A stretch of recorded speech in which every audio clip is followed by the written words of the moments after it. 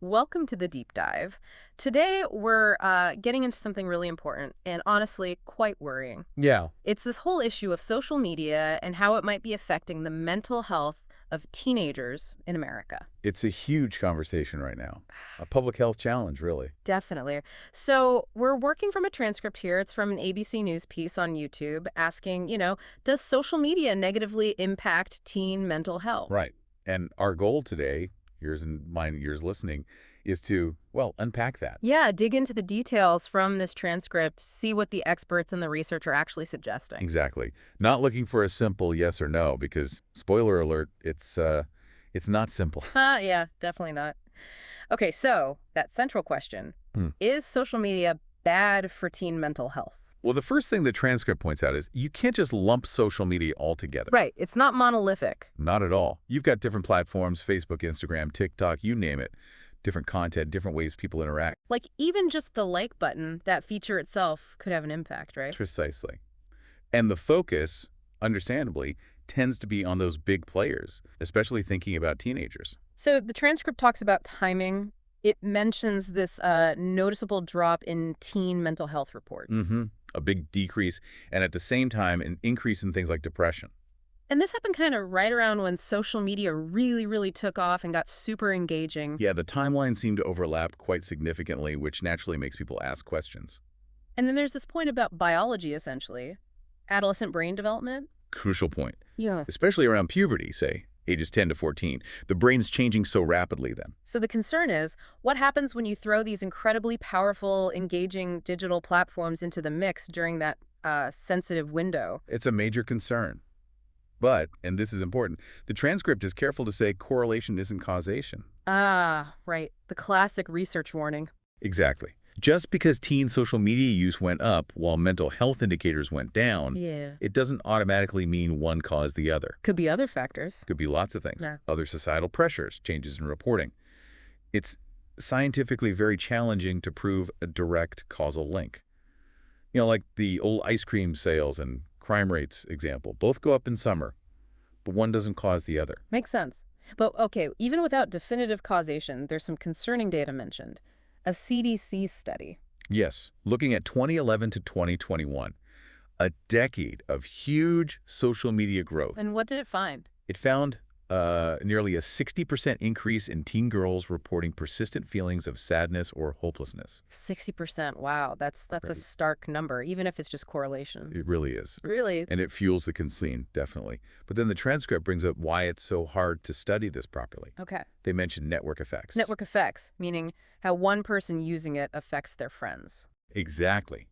Think about it. If one teen starts feeling anxious because of social comparison online, that feeling might spread, consciously or unconsciously, to their friends. It ripples through the social network. So it's not just about the individual user in isolation. It's this interconnected web. Precisely.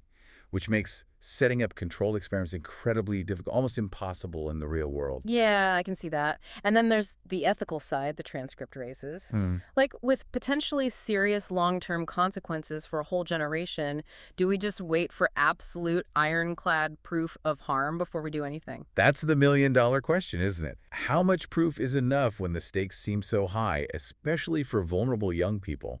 It suggests maybe needing, well, a more cautious approach, even without that final proof. Okay, but then the transcript introduces a bit of a counterpoint, doesn't it? An Oxford study. It does, a recent one from the University of Oxford. And it found apparently no evidence linking individual Facebook data to negative well-being.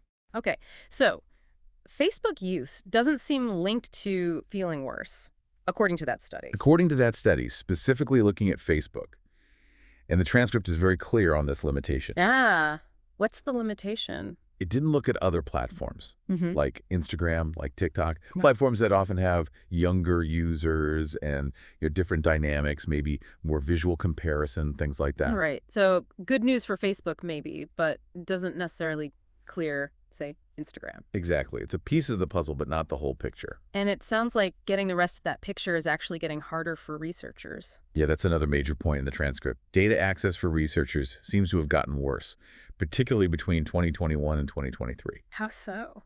Well, companies like Reddit and formerly Twitter, they've apparently been closing off access to their databases, and their APIs, APIs, like right? application programming interfaces. Basically, they're like controlled doorways that let researchers' software talk to the platform software to gather anonymized data on usage patterns, things like that. Okay, so those doorways are closing. Many of them, yes. Which makes it much, much harder for independent academics to study what's actually happening on these platforms. So we're kind of flying blinder than before. In some ways, yes. The transcript notes, very few platforms are more open now, and the expert in the video actually suggests maybe we need legislation Legislation to force companies to share data. to improve data access for researchers, yeah. Yeah. So they can actually do the science needed to understand the impact. It shows how serious the data gap is perceived to be. Wow. Okay, so given all this complexity, the correlations, the research challenges, the data issues, what was the sort of bottom line from the expert in the ABC piece? Their overall assessment was pretty straightforward, actually. They felt social media was, and I quote loosely here, probably not good overall. Horrible, not good. Okay. And they really highlighted the concern that even if maybe it wasn't hugely detrimental for most adults, the signs point towards a negative impact specifically on teenagers. Especially that younger group, the 10, 14-year-olds. Yes, that age range was framed as a critical period needing, immediate attention and some kind of action. It's interesting, though, because the big companies, Meta, Google, TikTok, the transcript says they all state they're committed to teen mental health. Right? They do publicly acknowledge the issue and talk about the measures they have in place. Things like content restrictions, safety features. Exactly. They highlight those efforts. So you have the companies saying they're working on it, while researchers are saying we need more data to understand if it's enough, and the trend data remains concerning.